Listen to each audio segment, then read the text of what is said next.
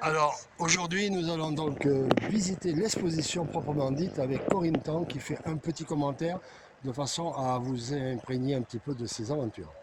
Donc là, vous avez l'exemple d'une tribu, la tribu éthiopienne, du sud de l'Éthiopie. Et en fait, c'est la tribu Mercy. Et comme vous pouvez le voir, vous avez les plateaux.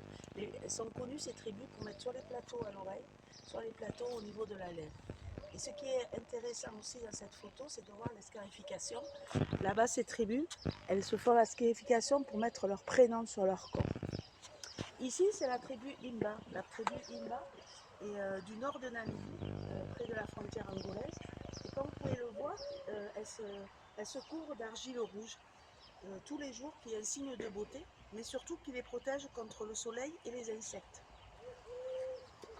Ici, c'est une tribu d'Amazonie du Brésil. Nous sommes allés les voir et vivre avec eux. C'est à 5 heures de navigation de la ville principale. Et nous avons eu la chance de vivre le passage des filles adultes. Et donc nous sommes restés vivre chez eux pendant 15 jours. Et nous avons fait la cérémonie comme les cérémonies de baptême. Expérience extraordinaire. Ici, c'est la tribu en Éthiopie du Sud, ça s'appelle la tribu des fleurs. Une tribu que je n'avais même pas que ça existait, qui, comme vous pouvez le voir, se maquille beaucoup.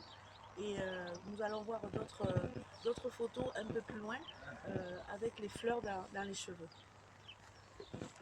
Ici à nouveau, tribu Imba du nord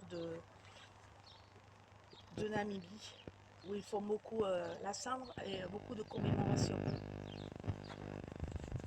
Ici c'est la tribu arborée de l'Éthiopie. Comme vous pouvez voir, les tribus arborées travaillent beaucoup les bijoux en métal et aussi les bijoux de perles qu'elles mettent soit comme ça au poignet, soit au niveau du tour du cou. On peut les voir un petit peu ici.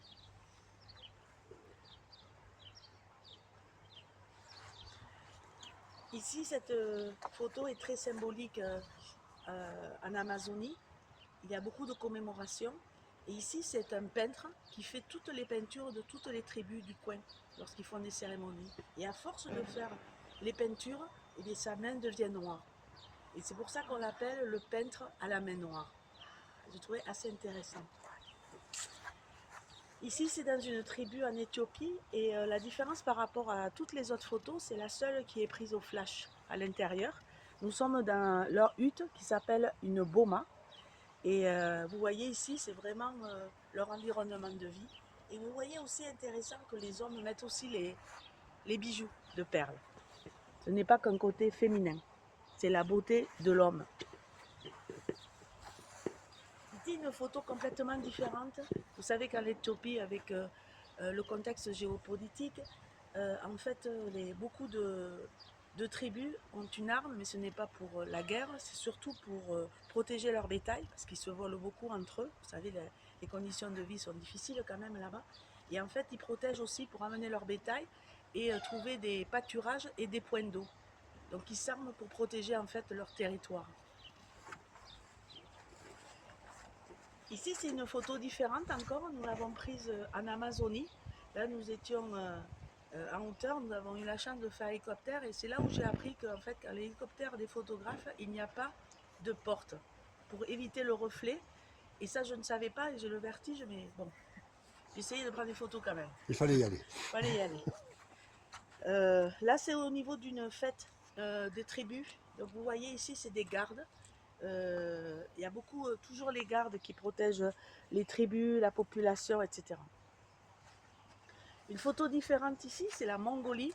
J'ai voulu montrer ici une technique différente qui est de la prise de la voie lactée en Mongolie. Donc là, vous mettez sur trépied voilà, vous mettez sur trépied et vous attendez. Ce ne sont pas des photos qu'on puisse prendre ici, c'est ça qui est intéressant parce que nous avons trop de pollution lumineuse. En Mongolie ou en Namibie, vous avez peu de pollution lumineuse, ce qui vous permet de faire des photos de la Voie lactée. Ici, ce sont les petits d'une tribu où le maquillage est très important, ça fait vraiment partie de leur tradition des populations aborigènes. Ici, c'est une tribu d'Éthiopie et vous voyez, on retrouve les scarifications dont on a parlé tout à l'heure, toujours.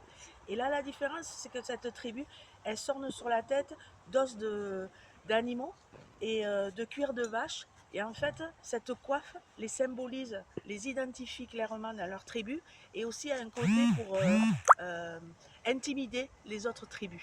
Des huttes très faciles à pénétrer, hein. Des huttes très faciles à pénétrer. Vous voyez ici, c'est la grandeur de la porte et on a passé un fou rire pour que je puisse rentrer là-dedans, mais j'y suis arrivée. Ici, c'est la Tanzanie, différente, et je voulais faire un petit clin d'œil à mes amis de Casteljaloux que j'ai amenés en voyage et je voulais en fait leur faire découvrir les tribus, leur faire toucher du doigt un petit peu cette atmosphère et je suis allée les amener aux tribus du nord de Tanzanie. On va souvent en Tanzanie pour les safaris.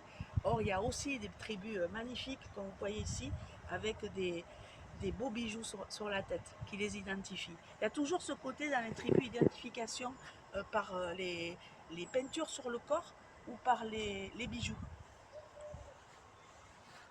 Ici, c'est une tribu, vous voyez, on retrouve vraiment l'aspect homme et terre dans son grand sens, c'est-à-dire qu'ils prennent de la craie par terre de cailloux, ils le mettent dans l'eau et ils se peignent le corps et c'est un peu nos habits ici.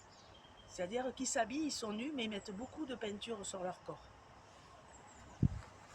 Et enfin ces trois, c'est sans doute une de mes tribus favorites, je ne savais même pas que ça existait, ce sont la tribu Suri, ou appelée aussi la tribu des fleurs. Comme vous voyez, elles s'ornent sur la tête. Et ce n'est pas pour les touristes, hein, c'est vraiment au quotidien, c'est leur beauté de tous les jours. Et voilà, vous avez trois photos qui marquent leur environnement.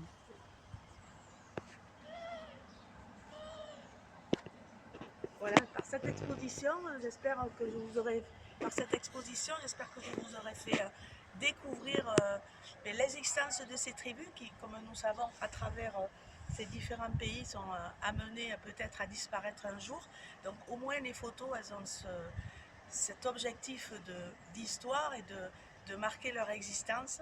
Et voilà, j'espère que une de ces photos vous évoquera soit de la curiosité, soit de l'émotion, enfin, et j'espère que vous aurez de ces sentiments. Merci. Une exposition visible jusqu'au... Visible jusqu'à la fin de la semaine.